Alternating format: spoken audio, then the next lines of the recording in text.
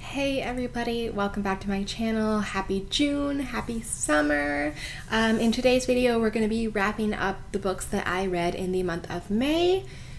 It's going to be a pretty short video today because I actually only read 4 books in May, which is a lot less than I have been reading this year, but May was one of those months that it was just like at the beginning of the month, I was like, oh, this month is like wide open, I don't have much going on. And then at the end of the month, I was like, where did that month go? May felt like it was like only a week long. It was crazy. I don't even know what I did in the month of May. But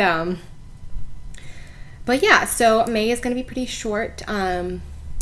June will also be pretty short by the end of this month, I believe, because on Sunday, I'm leaving for a trip to Canada, and I will be gone for 2 full weeks, so probably won't get too much reading done since I will be out and about exploring and seeing new things. So June will probably be pretty short too. And then plus, when I get back from Canada, we're going to be getting our house ready because my brother he has been living about 3 hours away from us, but he is going to be moving into our house because he is going to be working with my dad. He's coming the week after we get back from Canada, and then his wife and 2 daughters are coming at the end of the summer. So yeah, so we're going to be getting our house ready for 4 new people to move in. So yeah, June is going to be pretty busy. So I probably won't have very many books by the end of June either, but I do have 4 books to talk about in May. So let's go ahead and get started with that.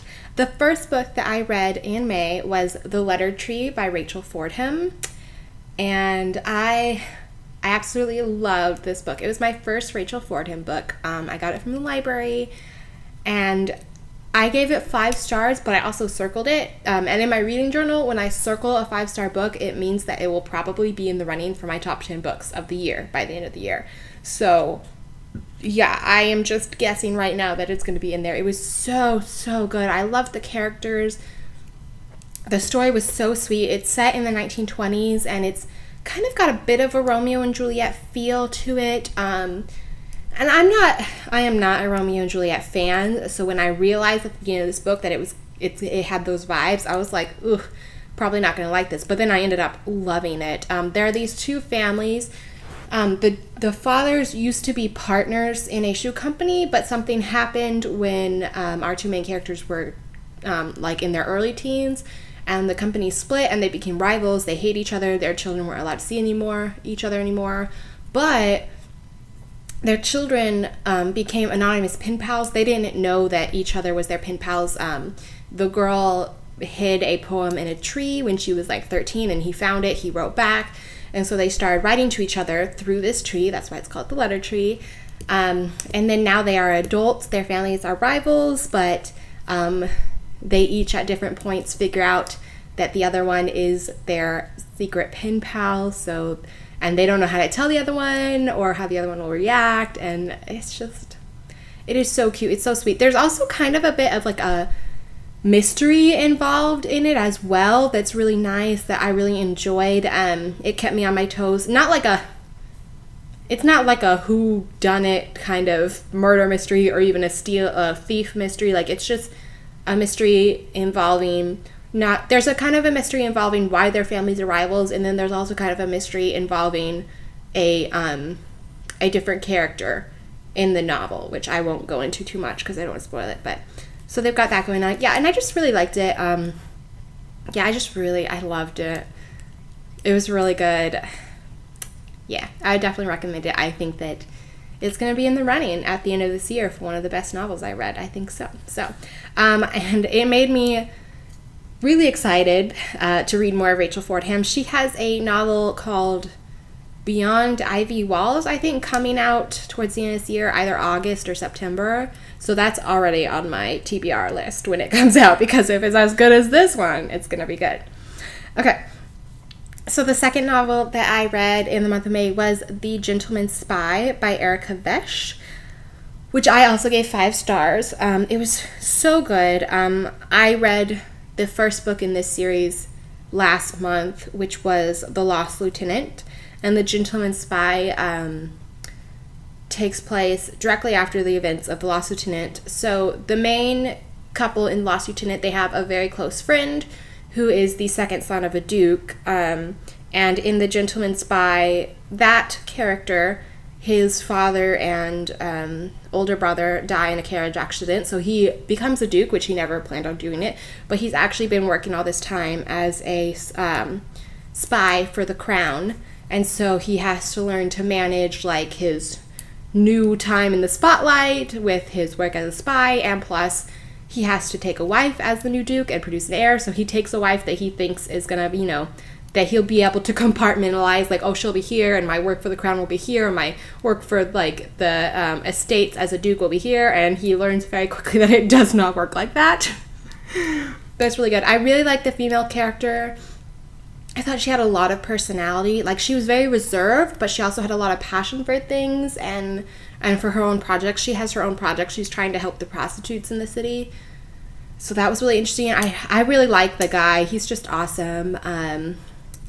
Yeah, I just really enjoyed the book, and I gave it 5 stars, and it was definitely my favorite book of the 3 in the series, because the next book that I read in May is the 3rd book in the series, which is The Indebted Earl by Vetsch. And this one I gave 4 stars.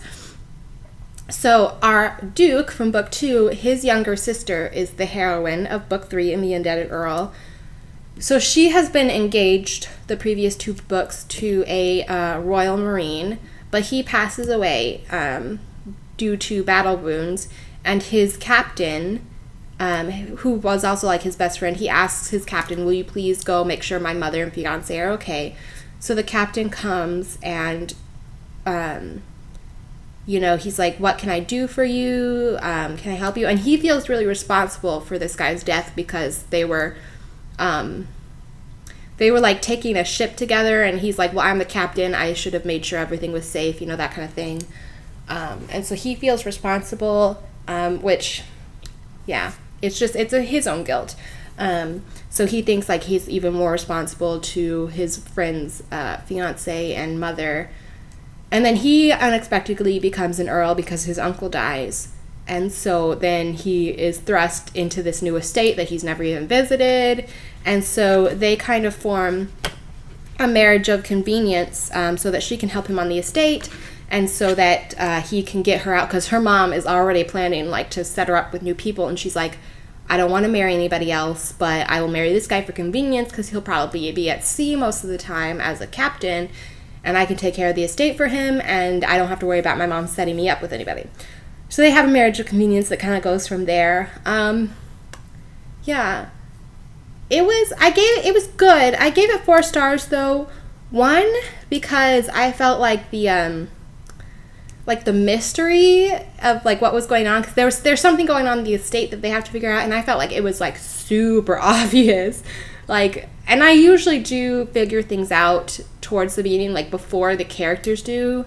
Like I'm pretty good at picking up on foreshadowing and stuff, but this one I was like, okay, the characters should get this by now. I was like, it's so obvious. How are you guys so oblivious to this? Like, and so that kind of annoyed me a little, because I was like, I usually do pick up on things before the characters do, but like, I don't usually expect them to be so blatantly obvious. Like, if they're that blatantly obvious, the characters should get it. I'm sorry. So that kind of bugged me. And then also, like, they kept referring to their age gap. She was like 19, and I don't know how old he is. I think he's in his 30s, but like they never say exactly what the age gap is, but they keep referring to it. And I was like, you don't have to refer to it so often. It kind of makes it weird. So yeah, so for those reasons, I only gave it 4 stars, but it was still really, really good. So then the 4th book that I read in the month of May was Because of You by Hannah Currie, which I was actually on the launch team for this, and so I had to read it and write some reviews. It came out in May, and it was really good. I gave it 4 stars. Because of You is actually it's a contemporary YA novel, and it's about a 16-year-old girl who goes on a short-term mission trip to Thailand, and it really follows her trip, kind of not day by day, but almost day by day. And this one I was really excited for in the beginning, because My grandparents, my maternal grandparents, were full-time missionaries. They spent 30 years living in Colombia and Guatemala and serving the people there. And so missionary work is very near and dear to my family. My mom is actually adopted by them when they were like in their late 50s and getting ready to retire. I think they were coming from Colombia at that point.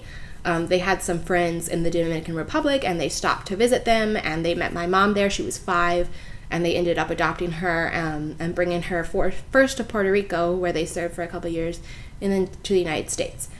And so, you know, if my grandparents hadn't followed God's call to become missionaries, they probably would have never met my mom, and I probably wouldn't be here. So I am very...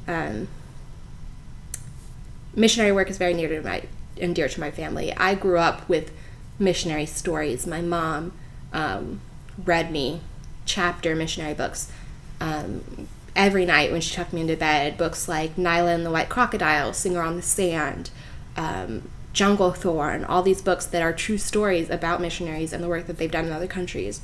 And I myself have gone on multiple short-term mission trips, both domestically, like I've done several here in the United States, and then I've done one internationally, which was in Guatemala, actually. I did a 10-day mission trip over Thanksgiving to Guatemala when I was in high school, and we went to a school that was built by the church, and we built them new dorms.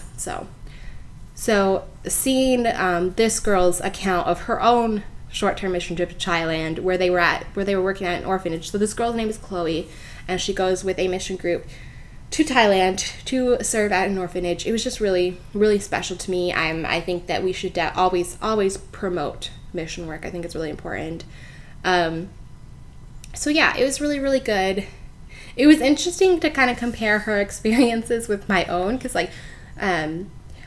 the book, although it is a fiction account, it was taken a lot from the author Hannah Currie's own mission trip when she was a teenager that she went on. So she kind of mixes her own experiences with a fictional account, so that makes it really interesting. So yeah, it was really interesting to look at the differences, especially because the girl in this book went with an organization. I went with our church conference, so we had a bunch of people from our church who went all across the state of Texas who went, but she went with like an actual mission organization, and they had all these really strict rules and stuff, and I was like, oh yeah, I did not experience that on my own mission trips, but so that was really interesting.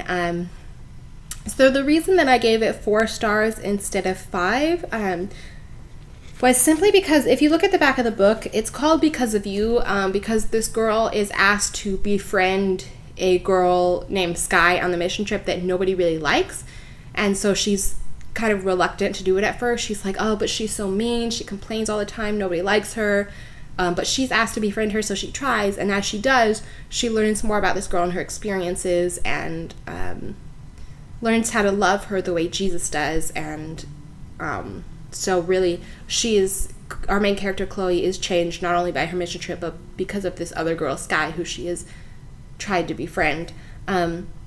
So that's the description on the back of the book, but I felt like the storyline between Sky and Chloe was kind of secondary to the mission trip storyline, which is fine. Like, I enjoyed the mission trip storyline, but I felt like I was expecting to have this big plot between between Sky and Chloe, and it was kind of like there and then not there and then there and then not there. Like, it was mentioned a few times, and then there was a little more of it towards the end of the novel. I feel like the first half of the novel, at least, like, we didn't get very much interaction between Sky and Chloe at all. And maybe even the first 2/3. Like, that storyline really came in towards the end of the novel. And so I felt like if that was supposed to be the main storyline, like what's described on the back of the book, that it needed to be more prominent. So that's why I gave it 4 stars. But I do think that it was really good. I think that it represents and promotes mission trips really well, so I would definitely recommend it to like a lot of people, because I think that we always need to be promoting mission work. So those were all 4 books that I read in May. Thank you so much for joining me. You probably won't see me again until my June reading wrap up, because I'm going to be really busy this month with trips and with preparing the house for my brother and his family to move in. So, yeah, I will see you soon.